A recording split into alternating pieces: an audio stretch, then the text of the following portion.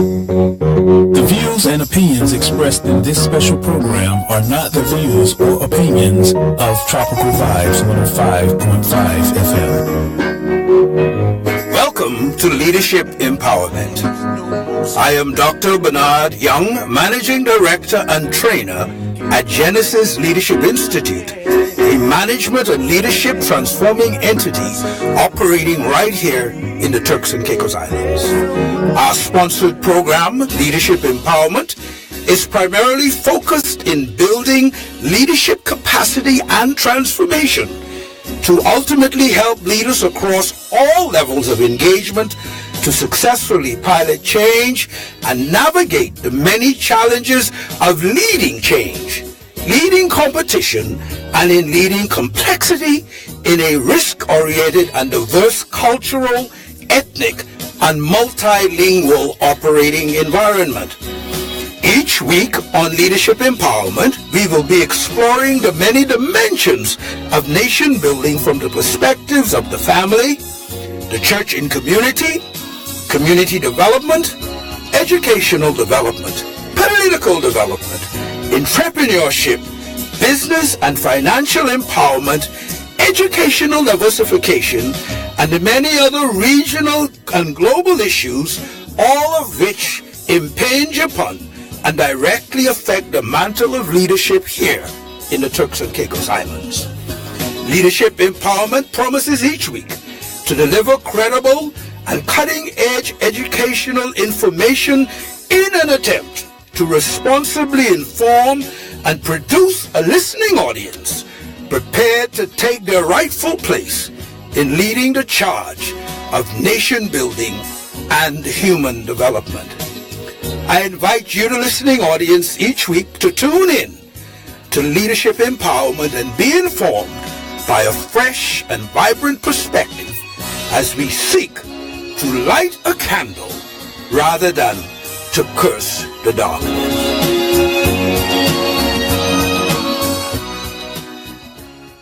Welcome to Leadership Empowerment today. I'm Dr. Bernard Young. I'm so privileged today to have our special guest, a person who is known throughout the length and breadth of the Turks and Caicos Islands, a former career civil servant. He is an entrepreneur, a businessman. He is a member of the Honorable House of Assembly, former minister in the PNP administration, and he knows his way around not only the Turks and Caicos, but the region, and has a wealth of exposure and experience that we're attempting to bring into perspective on this great and awesome theme of nation building. Once again, we're happy for those of you listening in the greater audience out there, whether it's by radio, if you're in your home today, if you're just driving on the beach, or just wherever you are in your place of engagement. Welcome to Leadership Empowerment. For those that want to call in to weigh in on any dimension or aspect of the program, as we open it up in a little bit, you can call. Please feel free. If you're calling from the international community out there, it's area code 649-243-0101. That number again, area code 649-243-0101. As is usual, we open up with a short prayer, a short passage of scripture, and we delve right in. Once again, sir, thank you for being on the show with us today. I really appreciate the fact that at short notice you consented, and I know you will be wonderfully honest, brutally honest in your opinions as we delve into this topic. Thank you so much. Thank you very much for inviting me, Dr. Thank you. Bernard. Let us pray. Father, we thank you, God, for your presence, for your constancy, the fact that you don't change. Circumstances around us may change. People may change. Administrations come and go. Companies come, they leave, they operate. People, transient, come and they leave. But God, you are a constant, abiding, never changing resource. And it's that fact that you don't change is what we depend upon. Because as the world around us gyrates, in cataclysmic changes, we can hold on to an entity, a being who will never change. So we ask your blessing today in this program. I ask you to bless us, Holy Spirit, with your presence. Give us clarity of speech, clarity of thought, that we may speak truth to power and bring light where there is darkness, so that we can be the liberators of the present age, to break the chains of ignorance, the chains of doubt, where people need to understand and comprehend their full and true potential as Turks and Caicos Islanders, and their right to be the possessors of and inheritors of these archipelago of islands. We thank you now. In the awesome name of Jesus Christ, we pray. Amen.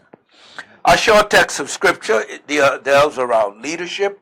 The whole program is centered around leadership.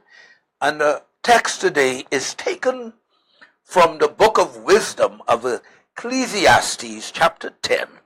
Book of Wisdom, Ecclesiastes chapter 10. And we will be reading verses 5, 6, and 7. Ecclesiastes chapter 10, verses 5, 6, and 7. There is another evil I have seen under the sun. Kings and rulers make a grave mistake when they give great authority to foolish people and low positions to people of proven worth. I have even seen servants riding horseback like princes, and princes walking like servants. Isn't it an amazing thing? It all is about leadership. And today we're dealing with nation building. Honorable Robinson, from this, from your standpoint, your understanding of the Turks and Caicos, your understanding of the Bahamas, your understanding of the region, your view of what is happening globally, the fact that you've been involved in high echelons of government, public administration, a private businessman, you've been involved and exposed to finance and marketing and people movement, socialization, all the moving parts and components of life. When you hear the word nation building, what comes to your mind? Well, the first thing it counts is you have to prepare yourself, set yourself to eke out your own niche in the universe, because you have to remember that you're part of the universe, but you're not the whole universe. So in order for you to you have to determine where you're going to be, because depending on they tell you size matters and location matters, and depending on your size and your location, it can determine your geopolitics throughout the universe. And depending on whether you're on the north or south side of the divide, it will tell you where you're going to be, or sometimes on the east-west divide, because that's how the globe is really set up. Right. And for us, we are on the western side, so we adhere mostly to the democratic component of things, and we are a little bit on the south side, so that we are not as a rich nation. So we on the, as we'll say, on the southwest corner of how things are set in order, right? So that's where we are. But even though we are situated there, you will see from the information that's been disseminated in recent times and in previous times, is that we have a pivotal role to play in the region, in the Caribbean region, within CARICOM, and with our neighbors, the Bahamas and the like. Right. So, and in a lot of cases, we have been shown to be able to lead in a number of areas that are important for the development of any country. And for a small country with a small but growing population, I think that we have positioned ourselves quite well in a number of the areas that show what leadership is supposed to be and how we should grow and develop our country. Yes, we are lacking in some areas, but those are things that happen, and we have to be prepared to move the goalposts the next step. And if we don't, then future generations will look on us with sort of a dark eye, as I say, because once you are in a position and you're supposed to be in a position that requires leadership, you should lead. And as Honorable Washington Mizzle always like to say, if you're leading and no one is following you, you're just going for a stroll. You're just strolling by yourself. By yourself. So yes, we are there, and it's critical for all of us to understand where our position is. Right. Now, in what you just said to me, I heard several things. And foremost of what I heard was the planning component. The fact that when we talk about nation building, we're talking about the future. And that requires intricate, detailed, time-consuming planning. Now, with this planning component, I know normally there's documents, planning documents like a national development plan or some strategic tool that will be utilized to benchmark our progress as we move towards this ultimate goal or the goalpost for us to always know whatever administration come in, whatever administration leave, we are benchmarked by how we were true to that national development plan. Now, I'm going to ask this question right now. Is there such a document? Is there such an animal that is the collective agency of the entire people of the Turks and Caicos coming together to determine what type of nation we want, where we're headed, how do we want to position ourselves regionally, all the things you spoke about? Is there such a document that will hold everybody's foot to the fire? Now, there are a collection of bits and pieces of that pie all over the place. But for me, the signature document that embodies all of that is in a document called the Coburn Town Declaration.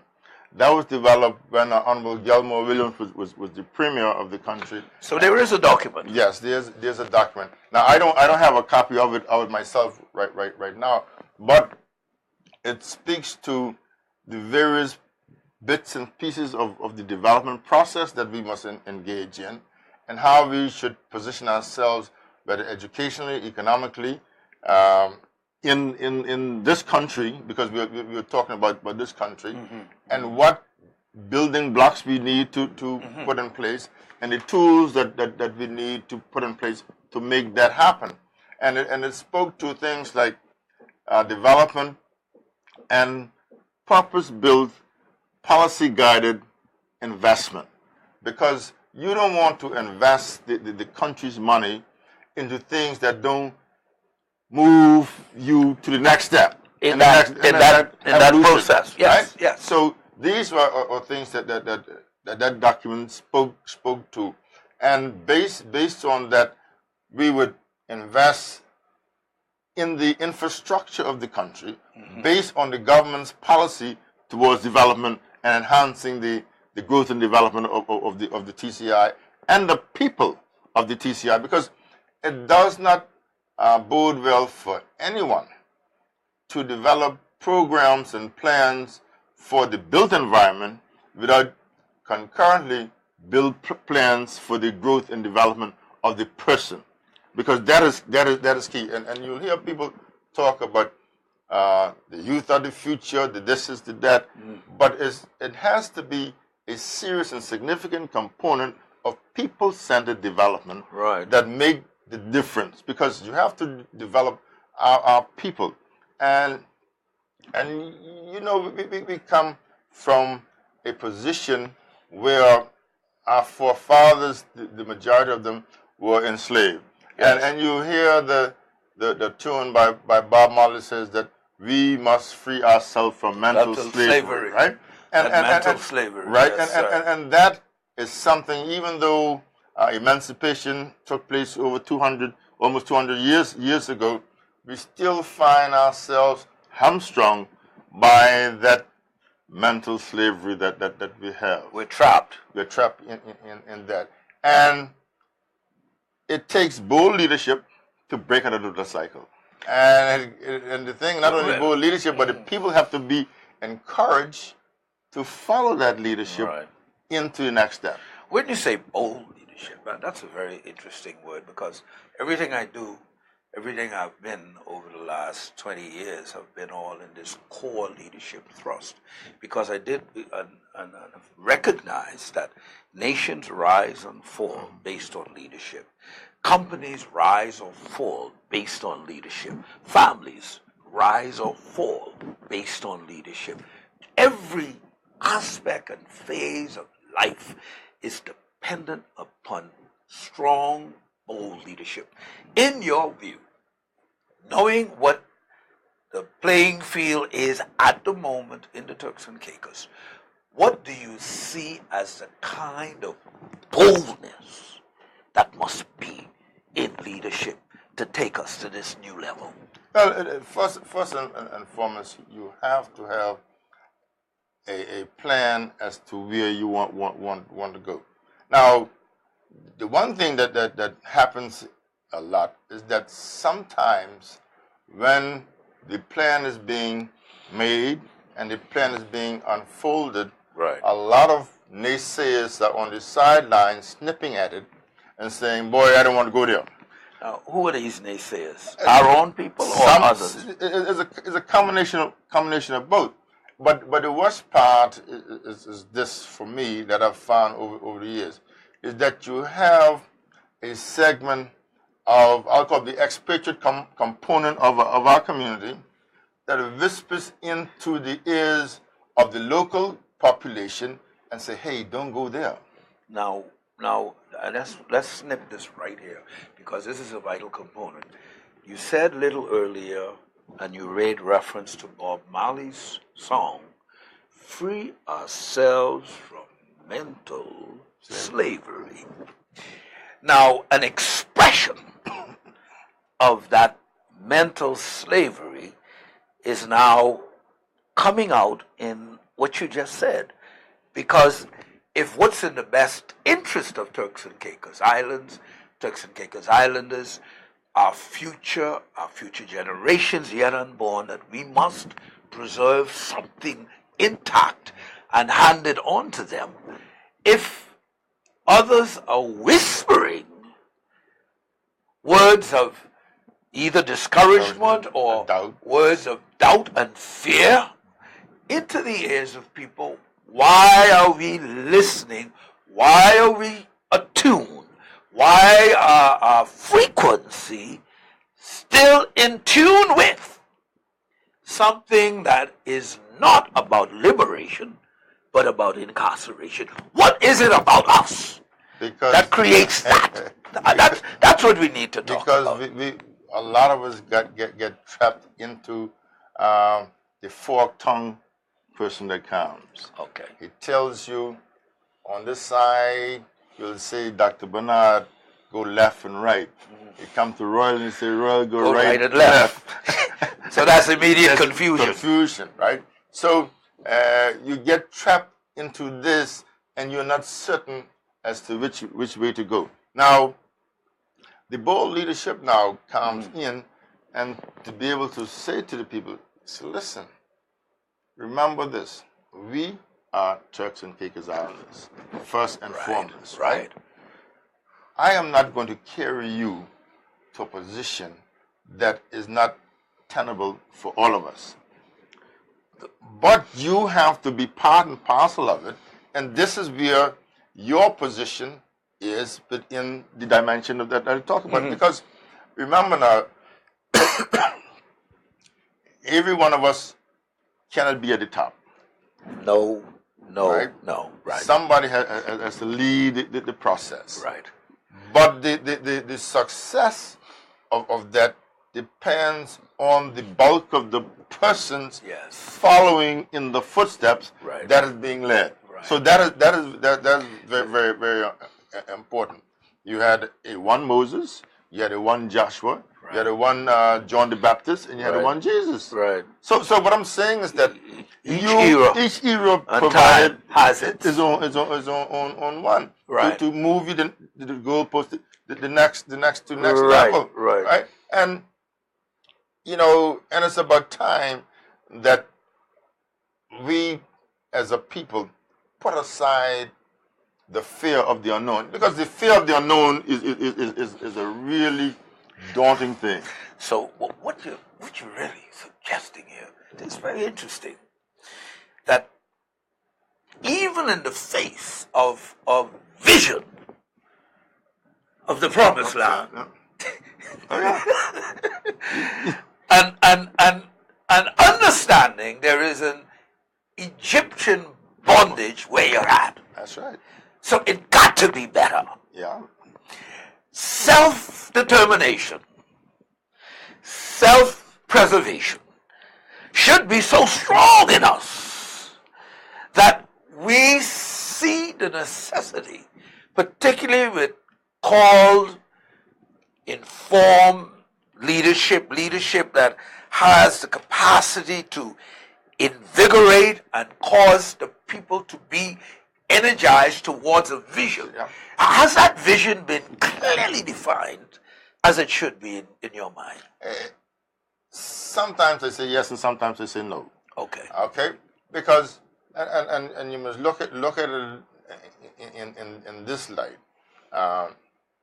The few times that we have had that clear definition of the way forward, persons have found it necessary to cut them down in the youth of their lives, right? And in this sense, you've seen it all around the world. When there is someone leading the charge to change the dynamics, A liberator. to do it, they find an Achilles heel to make sure that doesn't That continue, dies. right? So progress gets stymied, the movement gets thrown down, and the persons in that era and time that bought into it, their hopes are dashed, and they lose confidence. Absolutely. I mean, there are two, and for me, in my time as a Turks Caicos Islander, there were two main persons come from two different perspectives that displayed that. One was when Jakes, and let's for me, I tell people this, right? Don't never forget, Jakes was a young man filled with all the ills that any young man would have. Of course. But he had a sense of direction and purpose, Right. for Turks and Caicos Islands. He spoke about having Turks and Caicos Islands independent by 1980. Wow. By 1980. Wow, that was quite a vision. Absolutely, right? Now, when he was speaking about that, I, as a young man, didn't see that. I absolutely didn't. And on the trail that he was going around, Charting, right? Right. I was saying, boy, stop talking foolishness. This can't go in this direction, right? And I was one of those persons who said no. Now, had he lived past the time that he died, we would have been an independent country by 1980, because the British government had already agreed the package. Yeah, they had already agreed the package. They say, well, Wow. we're going to finish off the runway in Providenciales, some roads in Providenciales. This information people need to know. The radio station in Grand Turk $6 million. That was the departure package.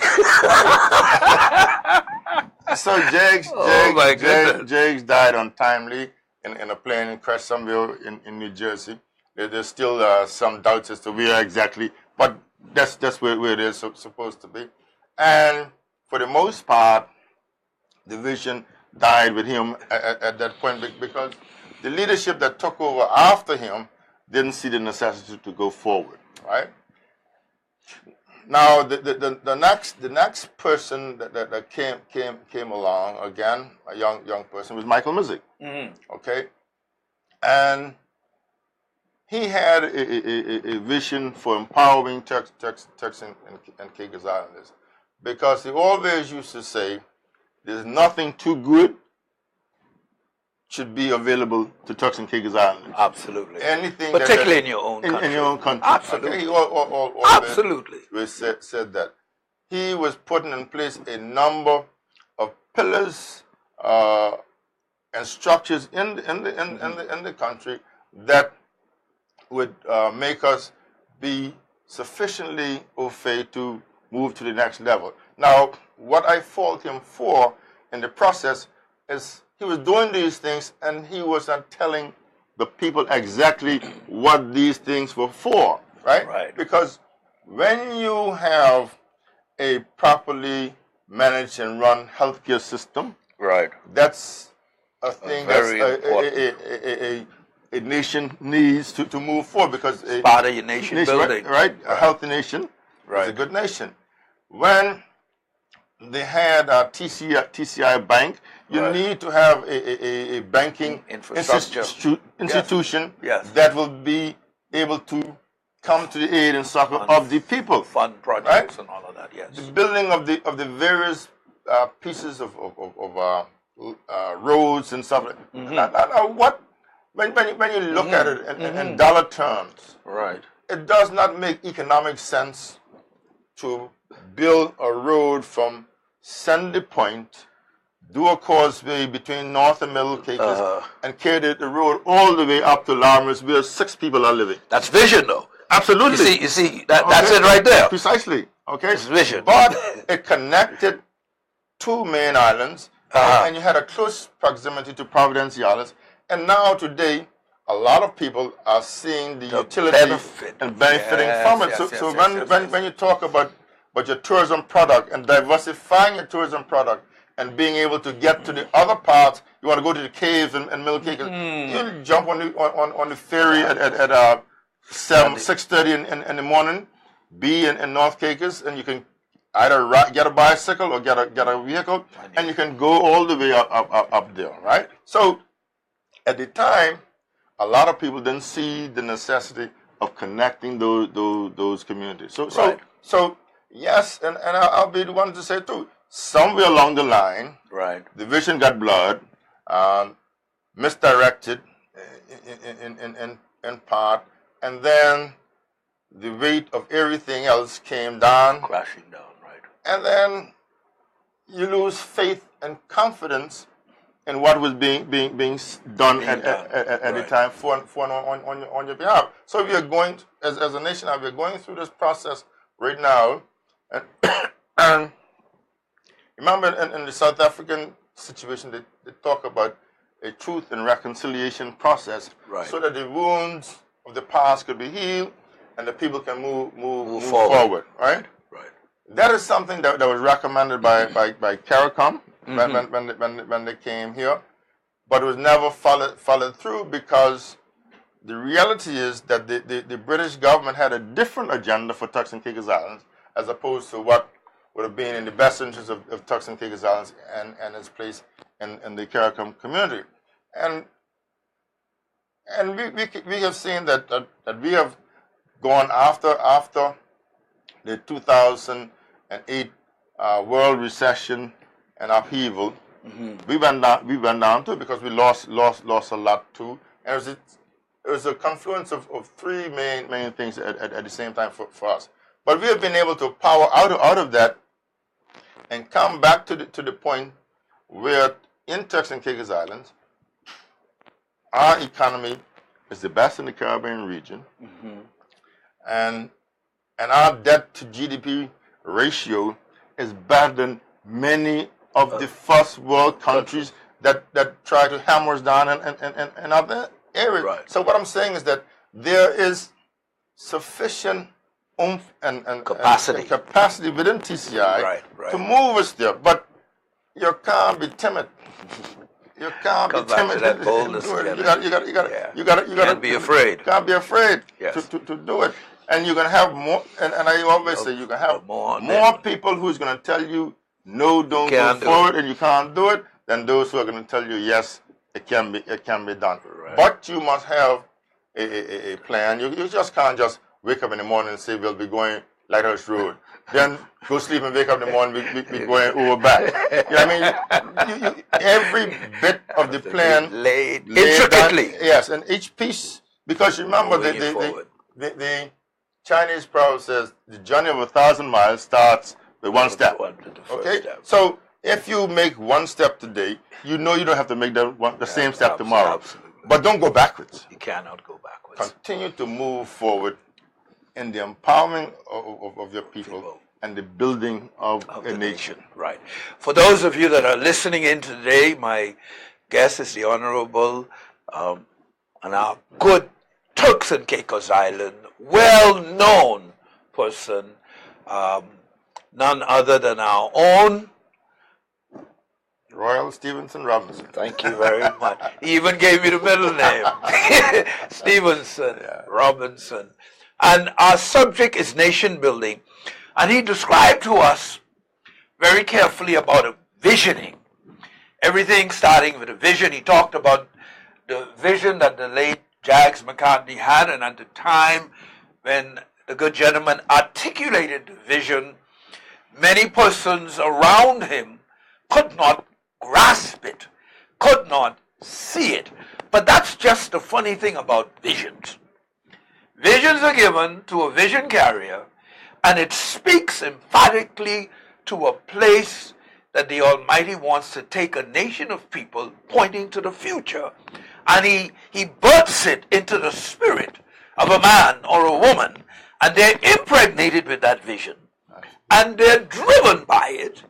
And what has been our shortfall as we listen is that we have not been very good at communicating that vision to a wider expanse of our constituents so that the fire in the vision can catch flame and everybody gather around it to push it forward. Then, many years later, there was an emergence of another leader that had a vision. And once again, the communication component was short, and we found that we're back in this moving forward, then moving backwards, moving forward, then moving backwards, and it's caused a lot of people to be despondent. They've lost their zeal, their drive, their belief in leadership. And we're here on Leadership Empowerment today talking about revitalizing the people, bringing healing, because there's a healing component that you talked about. CARICOM had a vision of, first of all, healing the nation, bringing us back into a position of wholeness and restoration and reigniting and moving forward. So today we're talking about nation building. If any of you out there want to chime in, the number is area code 649-243-0101, and we're dealing specifically with nation building. How do we move the Turks and Caicos Islands forward to where we need to be? How do we have a plan? Are we moving with a program vision? Is it properly articulated? Where are we right now in all of that? What do you see us right at this moment? I mean, let's brutally honest, because the only way we can dissect this thing, we have to be honest. We still right now. I find that we are really floundering in the process. I feel strongly that that's the position that we find ourselves in. And Honorable Derek Taylor likes to say we are missing a golden opportunity. And I think that the current leadership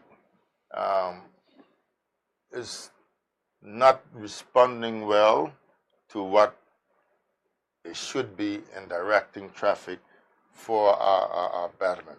And as opposed to when Dr. Ewan Rufus Jones took over the reins of the country in 2012, particularly our economic situation is in fairly dire straits still. Right. And by a number of programs that were really not palatable to the communities of the Turks and Caicos Islands, the then Minister for Finance, Honorable C. Washington Mizzig, put some programs in place to say, look, in order for us to move forward, we have to take this medicine that we have. The medicine is not tough medicine.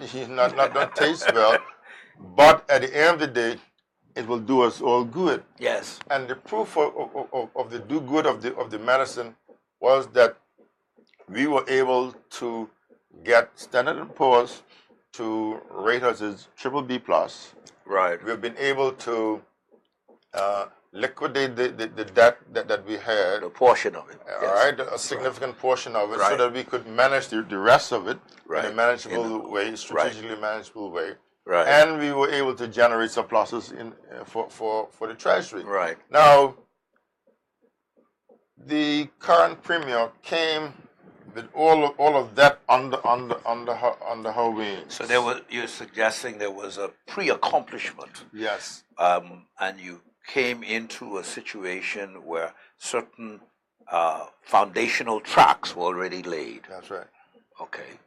And she had and she in her first budget address paid tribute to what was done. Right? Because, for a long time we used to have this thing that when one government comes and says the country broke, and but this time it was a different echo. It was a different echo, and it could not be downplayed. It could not be gainsaid. Money in couldn't be ignored. No, it couldn't be. Right? And there were a number of our live projects, infrastructure projects that were on the books in train for execution. So you had all of that goodwill. Was one of them the Sovereign Wealth Fund? Yeah, but that was one of the things. So the name changed after the premier came. She changed the name from what it was before, but nonetheless, the idea the infrastructure was there, right? Okay. And so these are things that was supposed to be built on and move fairly quickly, but the premier said in that budget address that she was not going to be spending a lot of money on a lot of things, no matter what people said. And then if you look at what happened here recently, since the hurricane, she has been talking about cutting back on the projects that are already in training, and in fact maybe scrapping some of them, in the interest of holding on to monies that are in the treasury. So, with the full understanding, and those of you out there must understand that government has the capacity to introduce what we call stimulus into an economy where government can spend money on infrastructural development, civil works development, a number of things, building bridges, building roads, repairing, all of that. That is an internal stimulation initiative that creates money in circulation. It's not inward investment, new money coming in. It's money already in the treasury, money already in the pot that we're pinching off some of it. Take a portion of it to help keep the infrastructure and the economy, the local circulation of money going. People can still pay their mortgages. Contractors can still meet their debts and their obligations. Money can still, the local merchants can still function. This has nothing to do with outward investment coming in. Now, what is Mr. Robinson is is putting forward to us is that some of those initiatives that were on the table prior to Maria, as we now call it, those two Latin ladies that were most angry with the world. They treated everybody equally, the rich, the poor, the have and the have-nots. Since the hurricane tragedy, there's been a change or somewhat change of heart, and there's been a cutting back in the local stimulus. And where are we now with all of that? Well, I am not, honestly, I am not certain, because the Premier has not really and truly articulated in a concise and meaningful way what she's going to be doing going forward.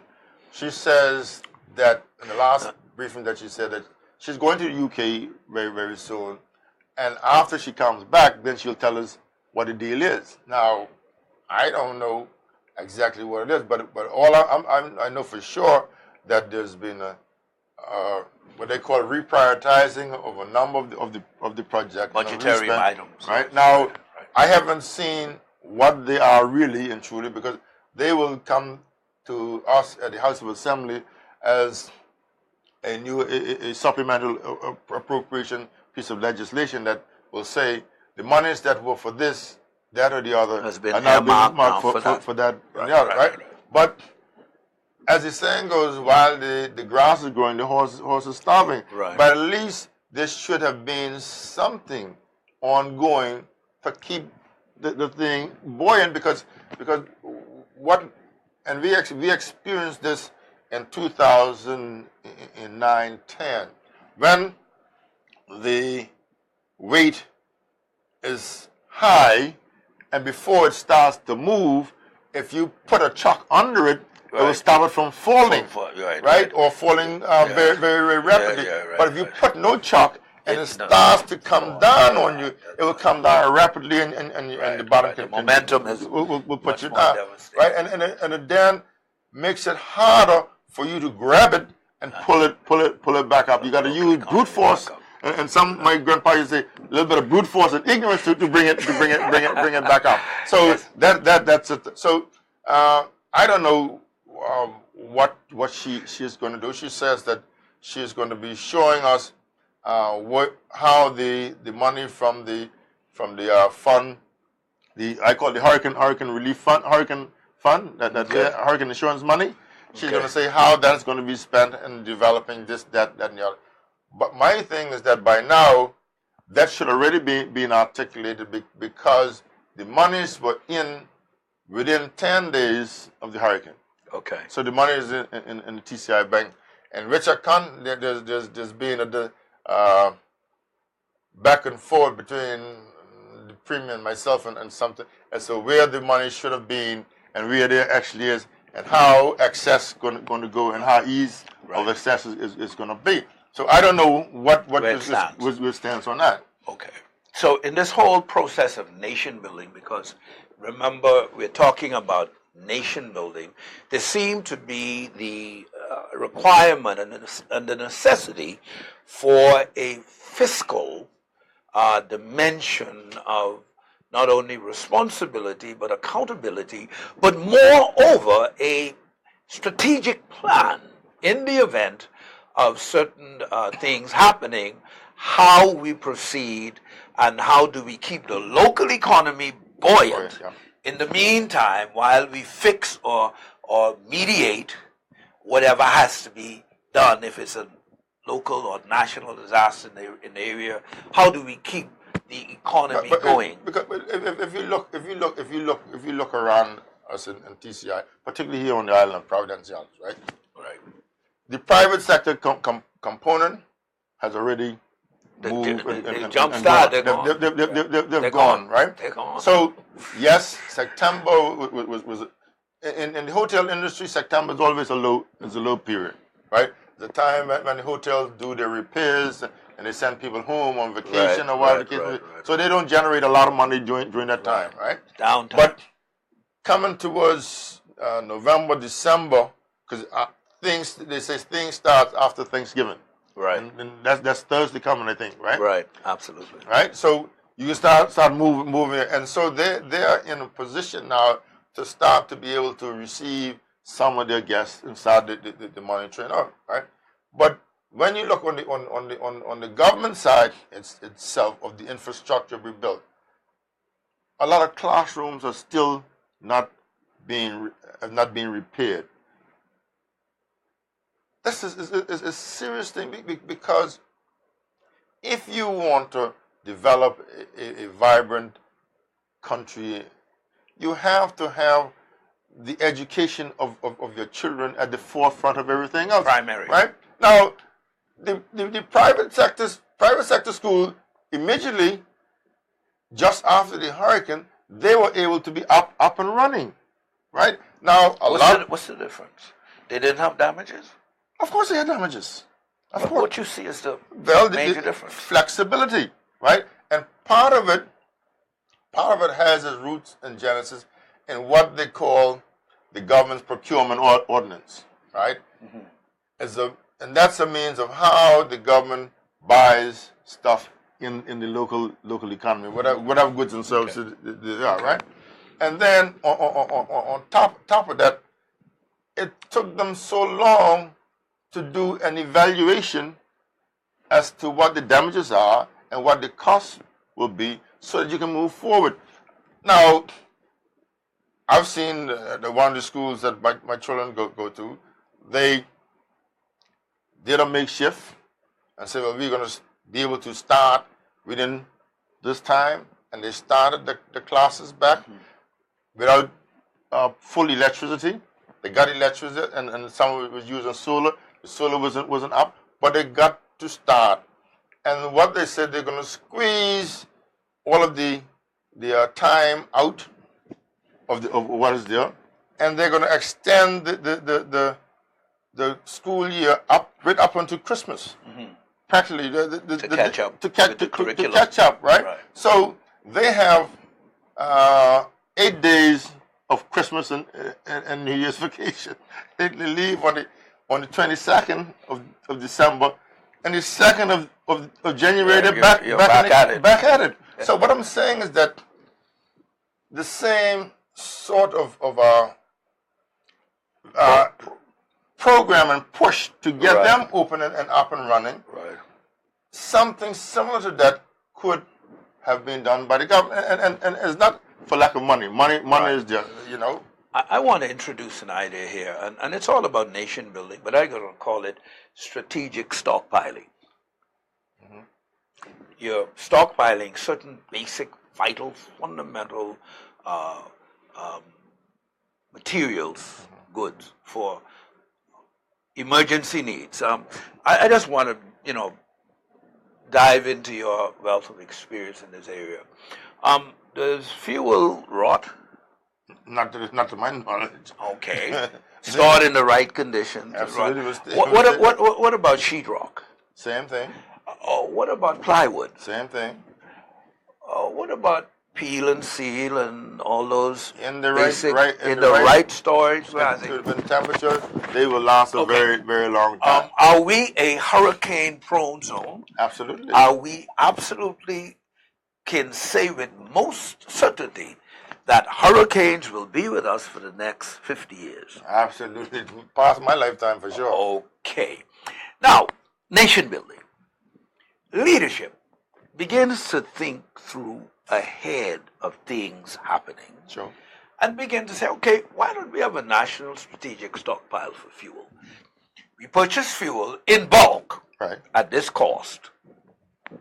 And by the way, fuel is at its lowest for a long time. For 25 years.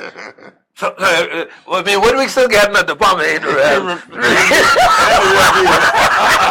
hope you know that. Deal. But only some of us know that. Yeah, so imagine to be able to inculcate that kind of proactive leadership initiative where you get the fuel, plywood, you peel and seal, your sheetrock, your roofing cement, your asphalt shingles, all stockpiled, stored in the right condition. And when emergencies happen, immediately you take the merchant's price gouging capacity out of the by equation. selling it to the people at cost. Right. Absolutely. You recover your money. Yep. That's what it's about. It's about being proactive. Not only you recover your money, but you can use the same money. That's all I'm saying. And that's all I'm saying, my brother. Something is going on. I want to take another plug at this. And I know we don't have control of this dimension of it. But do you think, strategically speaking, Fortis have a perfect monopoly? You can't get it no better than this. Guaranteed rate of return. Don't you think we should be knocking at their door and say, okay, guys, we're in hurricane zone now. The development of my country going forward, I need electrification on the ground. I didn't go to the Harvard University. No. Or none of this stuff. These are basic things that, can you imagine? Provo, electrified underground. Hurricanes come, you back up in short order. The danger with poles falling down all over. In fact, we got more poles. Yeah. It's almost like, something is missing here. And it isn't. Talk to me. And it isn't foreign to us, right? Talk to me. If you go down in Chalkstown area, the bulk of the electricity is underground. Okay. If you go into Leeward, the bulk of the electricity is They were some of the first areas back up, right? Right? Yeah, absolutely. Because it's easy to do that. Right? Now what now has to happen is this. The government has to go in an infrastructure plan and do this. We are going to provide you with the trench at the specification that's required. Right. Okay, and we'll do it over a 10-year period because you can't do it in one Absolutely count, right? not. Absolutely. But there's a plan. Yeah, but along Leeward Highway we will do from the plant up to the what do you call it? Tropicana corner, right. That'll be the first phase. Going that side. The second phase will be going towards the Chalkstown area. Stimulus. Right. Okay. And then the trench or the conduit belongs to the government. Absolutely. And they're rented to Fortis at a reasonable rate of return over the years. So Fortis would now not have the excuse that they can't do the deal. Now, I could go out there on the limb. I'm going out there on the limb a little bit on this one because this kind of like forward thinking. Okay, all right. Wonderful opportunity. We need to electrify underground the entire Turks and Caicos, all of the family of islands included. Okay, now, what stops us as a people? With the help of the strategic partnership of Fortis, forming a new company. The core responsibility will be the electrification program. It can need to be financed. Yeah. You're going to need money. What an ideal opportunity to invite Turks and Caicos Islanders to be shareholders in the electrification process of these archipelago of islands. And the thing. What a wonderful opportunity for people to. I mean, come on now. We're talking about creating a capital market. We're talking about allowing the average Joe Blow to invest in a company that's going to be here for a long time. So when you go in there paying your power bill, you pay something. You helping you. That's right. You're more. You know what I'm saying? There has to be something on the table, Honorable Robinson. That gives us a better hope, man. We have the blueprint for it already, and what they call a PPP, public-private partnership. Oh Lord have mercy. We have that already. You mean there's a plan already in place? Yeah, because the hospitals project was financed on the same sort of arrangement because the government wanted a particular type of services. The government didn't have the finances to do it, but with an arrangement between the government and the private sector raised the capital necessary for it to happen. And the government now pays them at a rate for a 25 year period, right? For the use of now. the okay. Now, whatever the terms and conditions of it, at least the blueprint for it is there. Right. And you can change the dynamics for how you want. Because I was listening to the Bahamas situation here recently when it talked about the port authority in Freeport. Right. They want to divest themselves. Somebody want to buy the whole thing, and they want to take all the Bahamian shares out of it, and that's creating problems. Right? But what I'm saying is that something of that nature of course. could be so that, because a lot of Turks and Caicos Islanders, you can call some of them paper belongers or whatever it is. Right. A lot of Turks and Caicos Islanders got plenty of money in this Of country. course they do. Of and course they would do. be willing to invest and reinvest their money, because Fortis has shown the stability. Yes. Because Fortis has been able to borrow on the international market. Absolutely. And they've been able to borrow locally. Absolutely. You know, because they borrowed some money from the national insurance. Right. Money from national insurance. And that's part of the strategic partnership that's working. Absolutely. Now we got to get the rest of it working in our favor. You understand? So if we create a number of these entities, yes, that Turks and Caicos Islanders for the foreseeable future will be realizing a dividend from it, then we're in business. Profit, you have money coming. See, this is how you build a nation. This is how you build a people. This is how you strategically position the future, so that Turks and Caicos Islanders, yet unborn, has someone in their lifetime, trustees, overseeing the future, so that what we want to preserve for them is here. Yeah, it's as I always say, are we strong enough, leaders, to plant shade trees that will bear fruit and provide shade? Are we strong enough in our lifetime to lay the track, with the full realization we may not live long enough to bask under the shade or eat the fruit thereof? Is that kind of leadership in us? You have to have that faith and trust in yourself,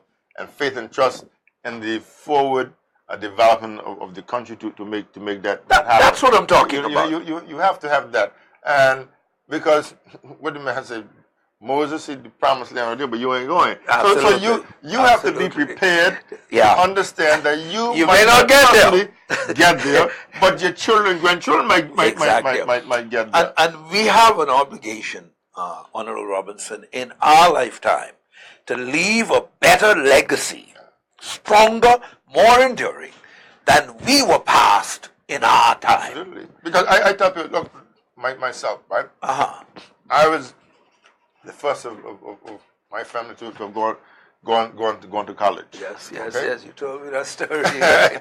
But I've seen in my lifetime that at least 3 of my children, 4 of them have masters. One is in a 5th year of medicine at UE.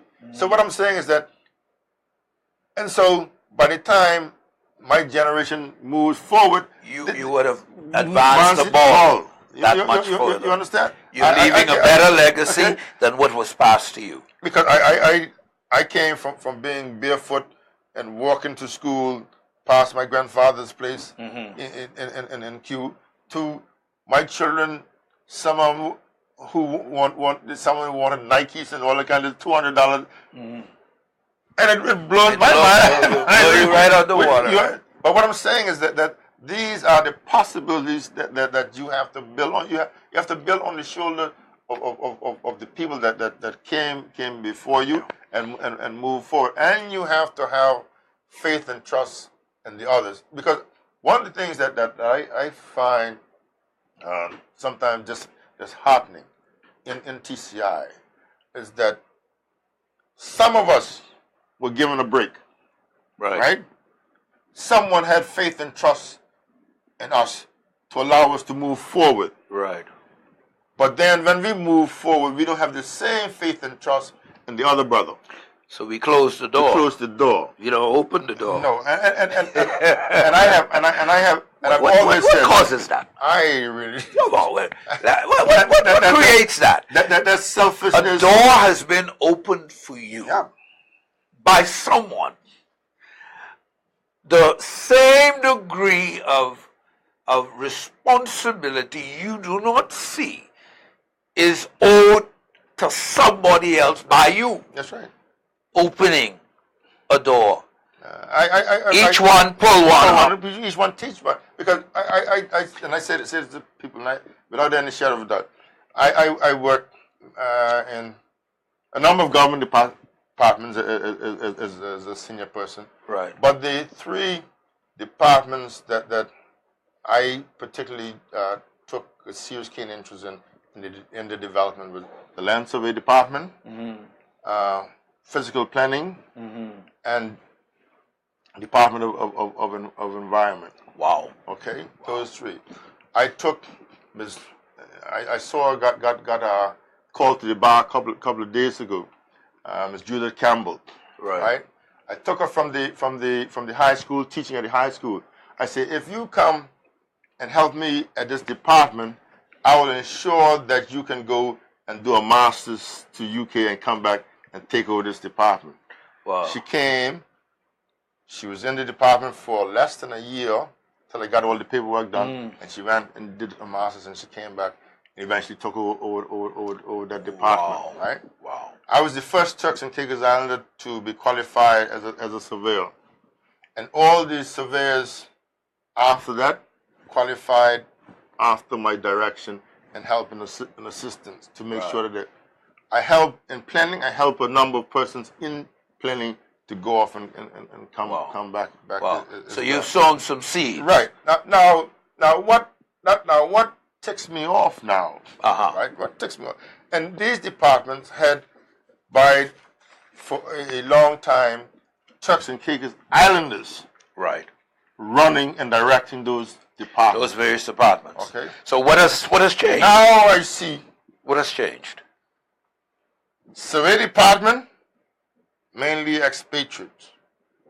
The Department of Environment, all kinds of faces. Save Turks and Caicos. What's running that? What's causing that?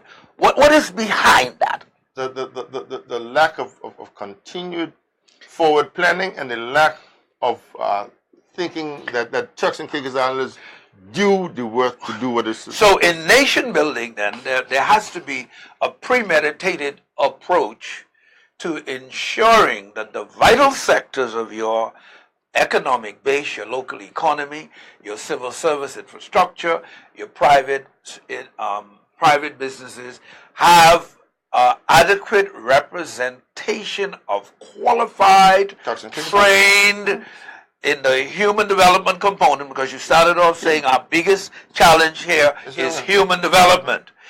We have a responsibility to develop our human resource. Absolutely. It's non-negotiable. Absolutely, because for me, right,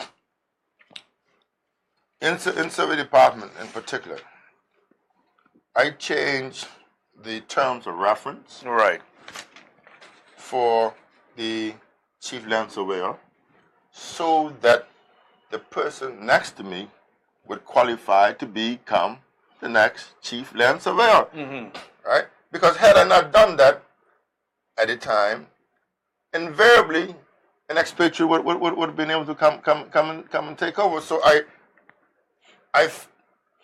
skewed the program to fit his bill. Right. Because I knew that I wasn't going to be there forever and ever, amen. Right. I was going to So say, you're laying tracks for the future. Yeah.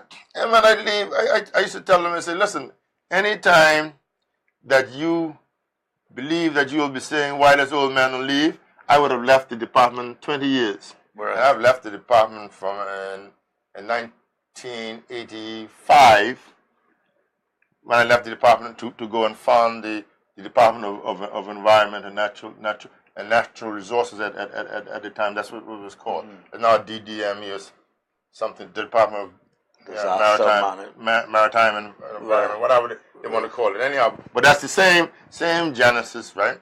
And now it's populated with people that are and it's part because the persons responsible for succession planning. So that's the word right there. Fell down on the job and didn't insist that people go off and train. There's a lady in Grantak by the name of Mary Harvey. She might cuss me for calling her name, but I don't mind. I said to her one day, I was chairman of the development board at that time, but I was responsible for this department. Right? So I said, Ms. Harvey, there's an opportunity to go for training in India. Right? It's a 6 months sabbatical training course. I can't go to India too far and this and that. I said, listen, young lady, let me tell you how this thing works. Right? Here is an opportunity for you to become something better and be able to do something for yourself and move upwards in the department. Right. It was a precursor to what is now, it was TC Invest, but before that it was, right? And she made noise. I said, you can get on the plane and you're going. And she went to India, did well, and came back. And she forever thanked me for not allowing her not to go. Because had I listened to her saying I ain't going, she would never have gone. So is that the kind of tenacity you have to that leadership must show? If you're going to push an agenda for nation building, if you're going to build your people, we have to have the wherewithal, the desire, the drive. And it can be unpopular. Oh, of course. That goes with the turf. That goes with the turf. To do the right thing will put you in harm's way. It will be a situation where you'll be looked at and people will frown when they see you, but you know you're doing the right thing based on the drive and motivation that's in you to build your people, build the nation. Leadership empowerment today, we've been talking with the Honorable Robinson himself. He is well known throughout the length and breadth of the Turks and Caicos Islands. Mr. Royal Robinson, past civil servant, served in various leadership capacities in the civil service. He's now an entrepreneur and private businessman, but also a member of the Honorable House of Assembly. And it's really good to have you on. We have to do this again. We didn't even touch issues like, for instance, how do we build our economic base, our educational base, our family and youth, our history and our culture. So we have to have you come on again, and we're going to dig up these things because people must know and understand. And I want you to please find a copy of that secret document you told me about. It's a secret, but I can try and find a copy. Because we need to disseminate. I will take it, I will dissect it, and begin to read some of what it was attempting to do. Right. And these are things that people must be engaged with and know. And for leaders out there, you have to find a better and more efficient way to communicate the intricacies of your vision and your planning to people on the ground level. It's something that we must constantly do wherever we go. You know, we sit on the side of the road, people playing checkers. We got to go to some unfamiliar, very unsavory places. The highways, byways, and hedges. Places that people don't want to go. But we have to go and be, you know, just a disseminator, a communicator, to let people understand the passion and the vision and the drive that you're leading with.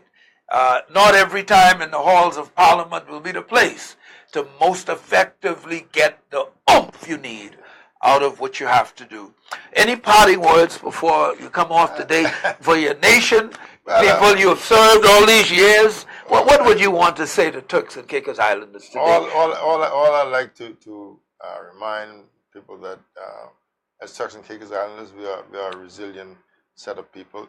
Now is not the time to turn back from the plow. Now is the time to use whatever it is to hunker down and reinforce what is happening, and then be able to come out swinging and do better.